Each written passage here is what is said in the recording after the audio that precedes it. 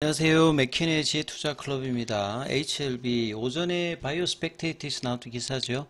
항암제, CNS는 이제 중추신경계에 관련된 뇌질환 치료제라 보시면 되겠는데요. 그다음에 플랫폼, 오픈 이노베이션 강화 관련되는 기사 한번 살펴봅니다. 주가는 이제 종가상으로는 정규장에서 3% 상승한 48,550원, 시간에까지 하면 이제 49,000원 초반까지 이제 올라갔는데요. 내용 한번 보겠습니다. 자, 아침에 11시에 나왔던 부분이고, 지난주에도 이제 이분이 남경숙 HLB 그룹의 이제 상무입니다. R&D 쪽에 이제 관련되는 부분이고, 요 타이틀에 보시게 되면 HLB 뉴 웨이브 관련되는 내용인데요. 이전에는 사실 이제 2019년 이후에 위기 상황에서는 항상 M&A를 통해서 위기 극복의 흐름들이 있는데, 지금까지 이러한 흐름 속에서 조금 더 이제 업그레이드된 버전이라고 보여지는데요.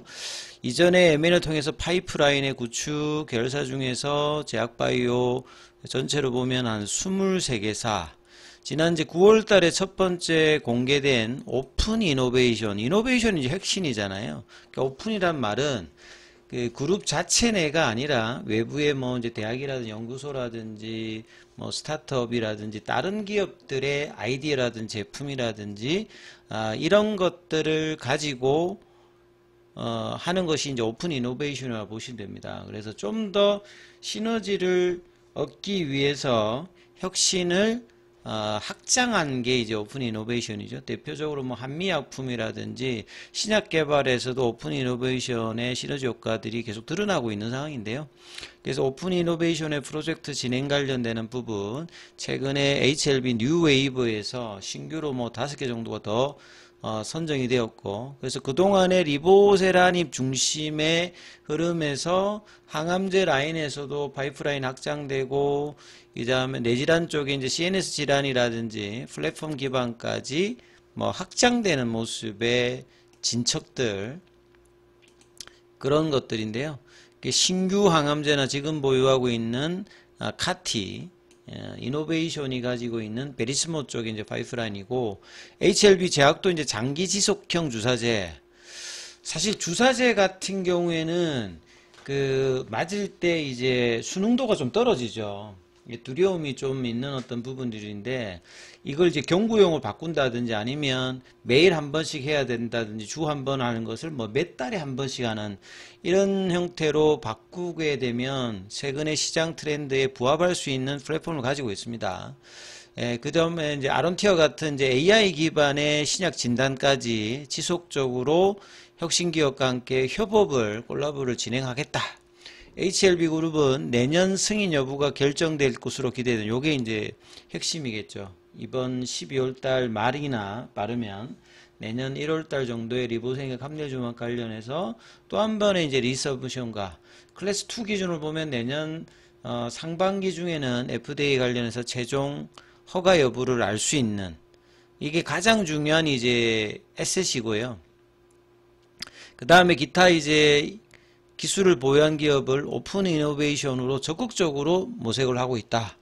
그래서 피치데이 관련되는 부분은 이제 설명하는 거라고 보시면 됩니다. 스타트업들이 투자자들 앞에서 이런 피치데이를 통해서 이제 선정된 기존에 있는 회사들 말고 새로 이제 한 3개 정도 이상이 바이오텍들의 기술 및 협력 관계에 관련되는 부분을 선정을 한 바가 있고요.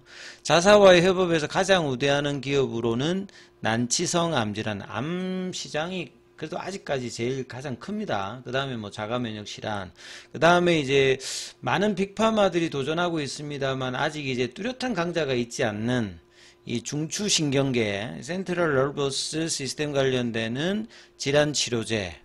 국내 쪽에서 보면 이제 중추 신경계 쪽에서 이제 플랫폼을 가지고 도전하는 게 ABL 바이오도 요쪽이 있고요. 여기 관련되는 치료제 모달리티를 가지고 있는 회사들도 장기적으로 팔로우를 하셔야 되고요. 그 다음에 기존의 리보세라니까 병용할 수 있는 이 인디케이션이라든지, 그 다음에 이제 접근 방법, 모달리티, 그리고 플랫폼 기반의 기술을 가지고 있는 기업들, 시너지를 낼 수 있는 기업들을 이제 꼽았다. 그래서 이번 HLB그룹의 오픈 이노베이션 협업 의향 선정 우대 조건들을 발표했는데 HLB 뉴웨이브 그동안에 이제 바이오 에코 시스템 이제 생태계 관련되는 부분과 성장할 수 있는 전략 관련되는 오픈 이노베이션의 방향성이다. 2015년도, 2014년도까지 그 임상 이상 관련되는 부분, 그 과거에 이제 엘레바 테라피틱스가 지분 투자 형태로 가다가 이제 지금은 거의 이제 뭐 100% 자회사 형태로 돼 있잖아요. 그 이전에는 지분 투자했다가 이제 지분들이 들어오면서 확장되면서 지금은 완전 자회사 형태에 있는 엘레바 테라피틱스를 인수하면서 이 바이오 분야에 진입하기 시작했고, 초기부터 사실은 2015년도부터가 아니라 2010년도 초반부터 이런 이제 시작을 한 거고요. 그 다음에 이제 이후에 여러 이제 최근에 2019년 이후에는 뭐 이뮤노믹이라든지 뭐 베리스모, 그 다음에 지금 계속 이제 지분 투자를 하면서 M&A 하는 방식으로 이제 제약바이오 그룹 형태로 발전했다. 예. 22년도에는 주주들의 요구로 이제 바이오 기업 업종 자체도 이제 변경을 했지요. 그래서 그룹사 36개 중에서 10개 정도의 상장사를 가지고 있으면서 연구개발, 빔상, 뭐 판매, 진단, 제약바이오 전체적인 어떤 부분들을 하고 있고, 이 중에 11개 정도가 이제 신약 개발에 참여하고 있습니다. NDA 제출 단계에 있는 SSC 2건에, 그러니까 이제 리보세라닌 외에도 이제 리라프라티닙이 여기에 뭐 들어가겠죠. 그 다음에 3상 피보탈 임상에 들어간 게 6건, 이상 단계 5건, 그 다음에 이제 동물 실험 뭐 사람에게 하기 전에 있는 게 한 12건 정도로 전반적으로 파이프라인 확장은 그동안 지속적으로 많이 올라와 있습니다. NDA 제출 단계에 있는 것은 뭐 리보세라닉 관련되는 부분, 그 다음에 리라프라티닉 관련돼. 그래서 이제 내년 초 되게 되면 이 모멘텀이 이제 시장에는 부각될 수 있고, 그래서 주가는 이제 선반영을 한다라고 하면 지금은 내려가서는 안 되는 단계고 강한 상승이나 추세적으로 강한 흐름들을 가야 되는 어떤 위치죠. HLB는 이제 저분자 물질은 이제 케미칼 의약품이라고 보시면 될 거고요. 항체보다 좀 분자 좀 작은 펩타이드라고 하는 게 이제 합쳐져 가지고 단백질 형태고, 단백질 형체의 대표적인 치료제가 항체 치료제죠. 여기가 1세대고 여기가 2세대라고 하면 안티센스 올리고 뉴클레오타이드라고 하는 말은 이제 그 RNA 인터럽션 해가지고 RNA 간섭 관련되는 치료제로 이제 바이오 의약품에서는 3세대 쪽이라고 보시면 됩니다. 국내에서는 최근에 뭐 올리고라든지 뭐 바이오니아 뭐 요런 쪽, 요런 어떤 이제 그 세포 치료제, 항암 백신은 바이오 의약품 중에서는 신규로 막 이제 올라오는 어떤 분야.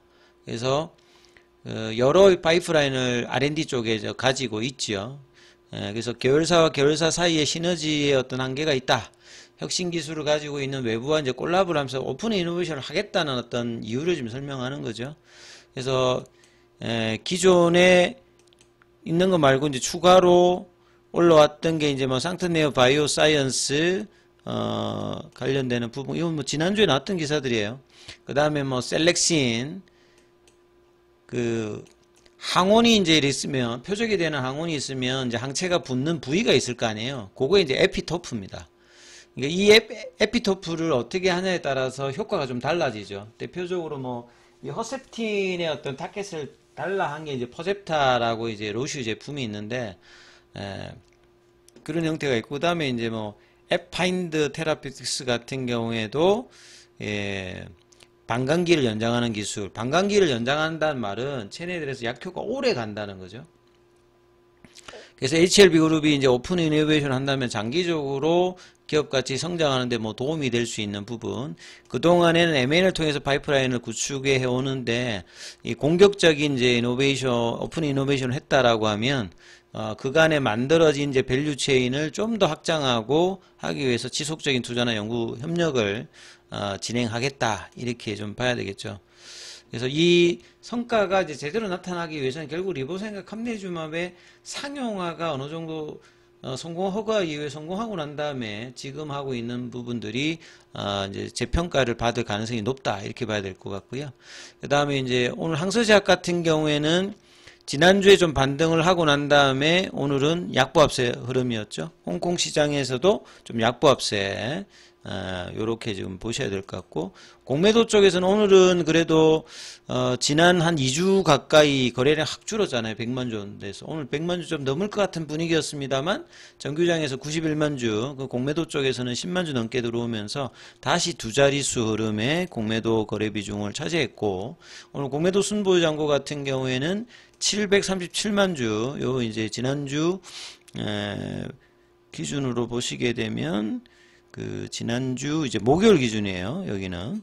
그 다음에 대차 거래는 오늘 또 올라갔음에도 불구하고 주가는 상한보다는 좀 체결이 많아서 공매도 압박이 여전히 예상될 수 있는 어떤 구간이고, 차트 구간에서는 이 20일 이평선을 12월 첫 번째 거래일인데 20일 이평선 가격이 48,500원이었는데요.